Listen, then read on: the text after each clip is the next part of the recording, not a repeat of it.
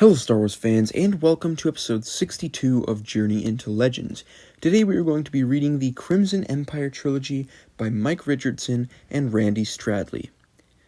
The Crimson Empire Trilogy is a series of 3 6-issue comic runs released in 1998, 1999, and 2011 that follows a former Imperial Royal Guard in the years after the Emperor's death. I'm really excited to read these comics. I've heard some great things, and the art I've seen looks really great. So without further ado, let's read and review.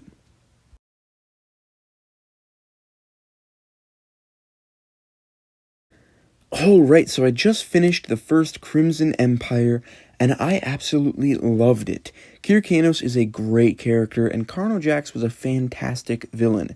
The action was great, the artwork was absolutely gorgeous, and the story was very unique and fun. I loved getting a more detailed look at the Emperor's Royal Guards and their training regimen. And I think the idea of a Royal Guard ruling the Empire after Palpatine's death is such a fun idea.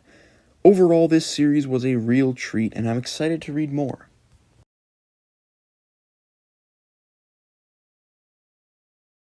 Alright, so I just finished reading the one-shot comic, The Bounty Hunters, Kenix Kill, and overall I thought it was fine.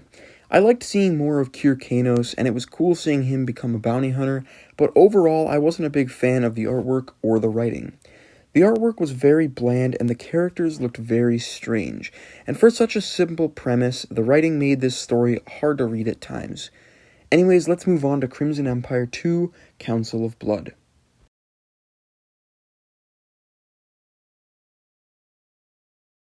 Alright, so I just finished reading Crimson Empire 2, Council of Blood, and although it wasn't as entertaining as the first Crimson Empire, I still really enjoyed it.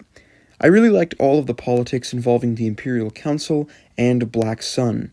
My big issue with this series is that Kir Kanos was barely even in it. I didn't mind that there was less action than the first Crimson Empire, but I did find it odd that the Imperial Council got more page time than Kir Kanos himself.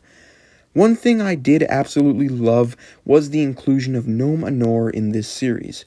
Him pulling the strings and weakening the Empire before the invasion was a fantastic connection to New Jedi Order, and makes me even more excited to read that series.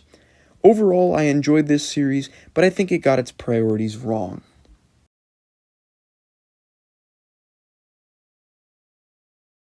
Alright, so next I read a short 4-part comic from Dark Horse Extra issues 21 to 24 called Hard Currency. In this story, Kir Kanos, still bounty hunting as Kenix Kill, falls into a trap laid by Massimo, a character from Crimson Empire 1 and 2, who wants revenge on Kanos for leaving him for dead. Overall, this was a fun little comic with fun art, which is all it was supposed to be.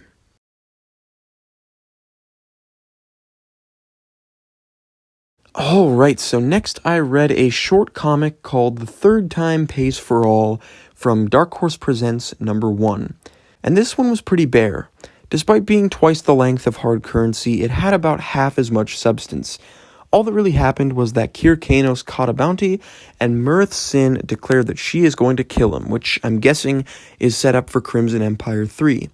Again, not much substance, but that's to be expected from a little comic such as this one.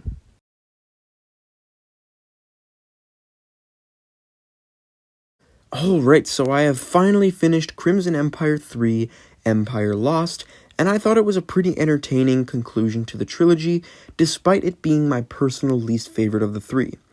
I enjoyed all the various warring factions, including Paleon's Empire, the New Republic, or Devian's Restored Empire, and seeing Paleon again was a treat. But compared to the first 2 in the trilogy, Empire Lost, well, it felt lost. I felt like the other 2 did enough to justify their own existence, but other than wrapping up some of the character arcs, this one felt unnecessary. And like Council of Blood, this one could have used a lot more Kir Kanos.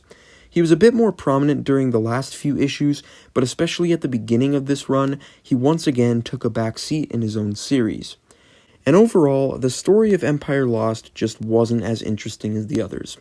Devian wasn't a very interesting villain, Murith Sin was more boring than ever, it relied too heavily on the film characters, and once again, I didn't feel like it justified its own existence. My final complaint has to do with the art. One thing I really loved about the first two runs was the art, but this time around I found the art very lackluster.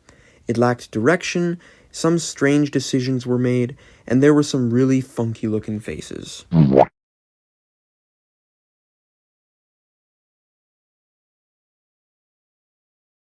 Overall, I did really enjoy these comics. Kyrkanos was a really neat character.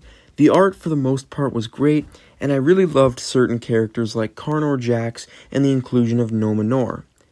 Anyways, thank you all for watching. Don't forget to like, comment, share, and subscribe, and stay tuned for my next review where I'll be reading Book 1 of Timothy Zahn's Hand of Thrawn duology, Spectre of the Past. See ya.